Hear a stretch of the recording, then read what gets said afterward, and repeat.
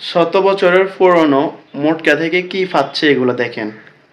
কোনোটা খুঁড়তে গিয়ে সাপ বের হচ্ছে, কোনোটা খুঁড়ে স্বর্ণালঙ্কার বের হচ্ছে, এক একটা থেকে এক এক জিনিস বের হচ্ছে। আগেকার মানুষ তাদের জিনিসপত্র তারা মাটির নিচে লুকিয়ে রাখতো যেন হারিয়ে না যায়। আর আগেকার দিনে ওইরকম আলমারি সন্দুক এরকম কিছুই ছিল না, সেজন্য মানুষ এগুলা মাটির নিচেই রাখতো। এখনকার দিনে আমরা এগুলা অনেকেই খুঁজে খুঁজে পাচ্ছে। দেখেন,